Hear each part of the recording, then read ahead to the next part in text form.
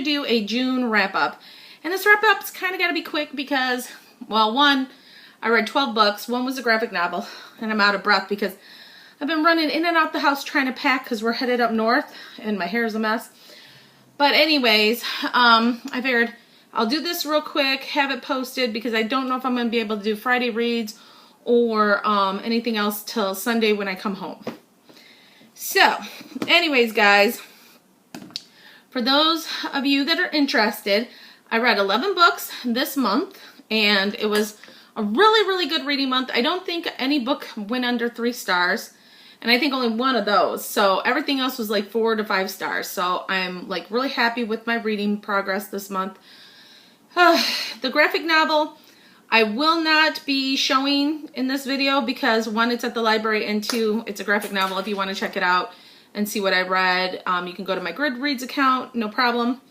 4 of the books I read are library books, so they're already been returned, and but I enjoyed them, so I figured I would add them into this video. The first one is Losing It by Cora Carmack.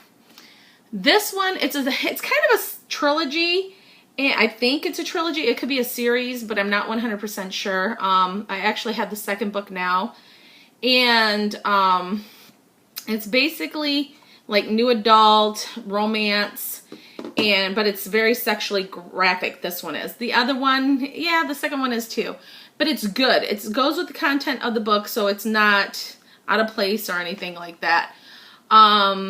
I really enjoyed it. If you guys like new adult and you don't mind the sexual content, then it's definitely a good book to check out. Yeah, it's basically that. It's about a girl who doesn't like the fact that she's still a virgin, but she really hasn't met anyone that's important enough to lose her virginity to. So she decides one night she's going to go to a bar and meet somebody and just go ahead and lose it. Well, because her girlfriend's encouraging her. But that's not how it happens. That's not what happens in the book. So, I mean, that was her intent, but that's not what happens. And it's kind of like in the synopsis, so not a big deal. But craziness ensues, and it is just a really, really good book. I gave it 4 out of 5 stars. Definitely something worth looking at. The second 2 books I read is a duology, and I read this because there's the movies coming out soon. And that is If I Stay by Gail Forman and, Where She Went by Gail Forman. Both of these were really good. If I Stay wasn't as good as If I Went, as Where She Went for me, but it was still really good. I couldn't connect as much with the characters in If I Stay as I did in Where She Went, but I still enjoyed it. I think the movie is going to be so much better for If I Stay than Where She Went, than the book, because it's just, I think you'll be able to connect with the girl and the characters in the book a little bit better than reading it. I definitely think you should read it before seeing the movie, because that way you'll get a background and then you'll be able to compare and see, what you like about it and what you don't. I truthfully think with the visual, it'll help me connect with the characters. But Where She Went, oh my goodness, so much better. I so connected with the male point of view in the story. Oh, it was so more deeply emotionally moving to me. I just loved it. I just loved everything about it. I gave it 4.5 stars just because of some of the content. I probably would have gave it 5, but I had a few issues with the book, nothing major, nothing that would deter anybody from reading the story. It just was my own personal issues. But loved it. Both of those, solid 4 stars across the board, but Where She Went was a little bit better. So anyways, that's those 2. And then the last book that I read that was a library book was this one, and this is Megan Mead's Guide to the McGowan Boys, and it's by Kate Bryan. And I'm so glad I ended up getting it from the library and I'm buying it.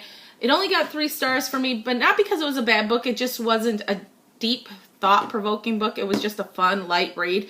There was nothing emotional tying to the book. It was just pure teenage angst.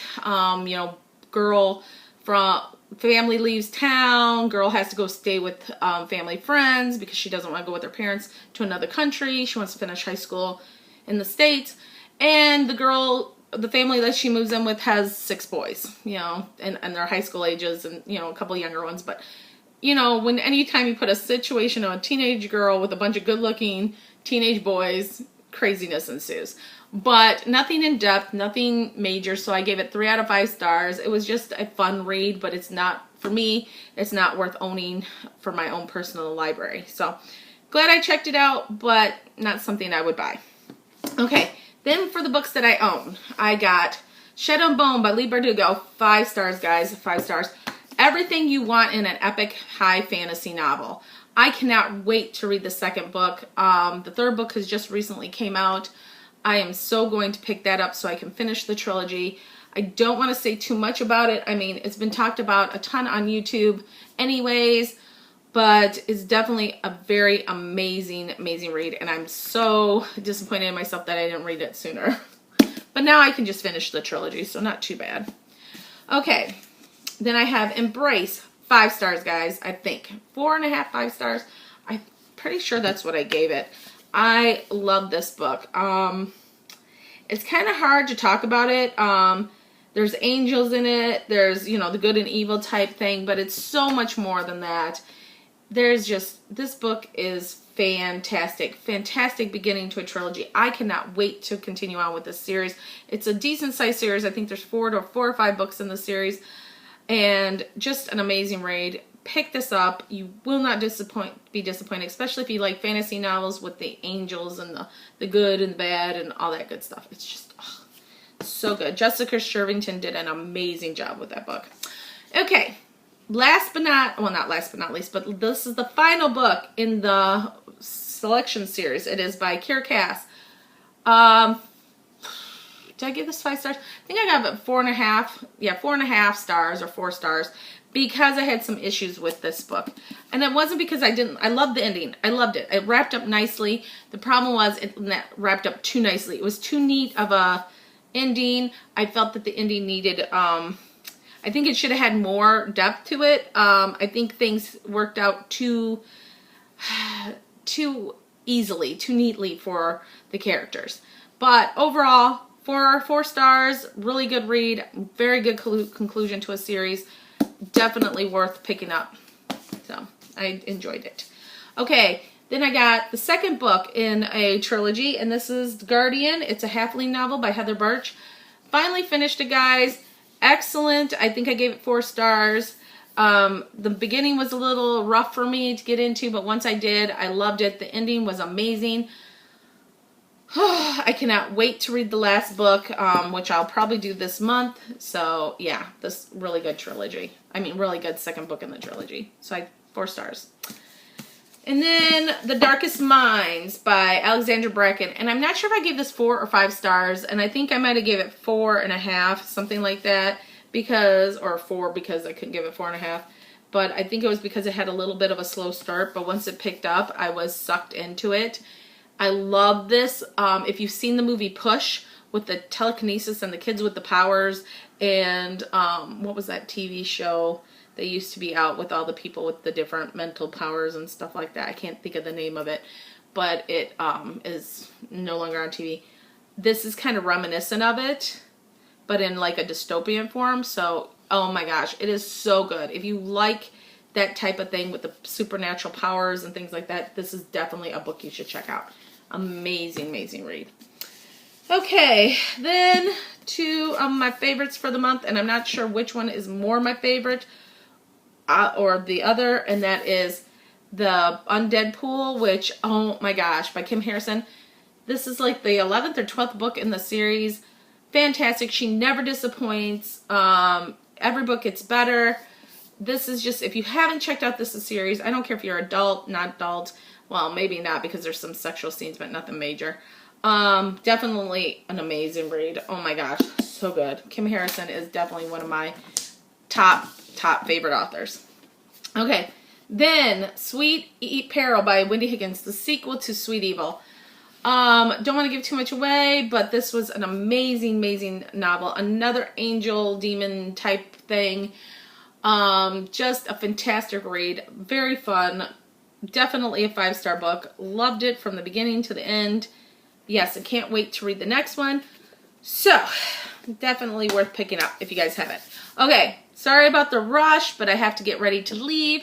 You guys are awesome, and I'm so glad for all the comments. Everybody that's commented recently, especially a couple of people who continually comment on all my videos, thank you so much for all the great comments. I haven't had a chance to get back to you guys because for whatever reason, my iPad will not do it, and my computer has a bug, and my husband's fixing my computer right now, so I haven't really been able to do it, give you guys, message you guys back, but thank you so much for your comments. My phone is not the best about doing it. If I can get to you guys, I will. With my phone, sometimes it'll work, sometimes it won't. It's just really hard to comment back to your guys' comments on the video, but bear with me. As soon as I get my computer in the house fixed, I can go back and maybe hopefully answer any questions you guys have or any comments that you guys made. But again, thank you so much for all the wonderful comments, to all of you, especially those ones that comment to everything. Thank you so much. Anyways, guys, that is enough for me and my craziness, and I'm kind of out of breath, so I will talk to you later. Bye.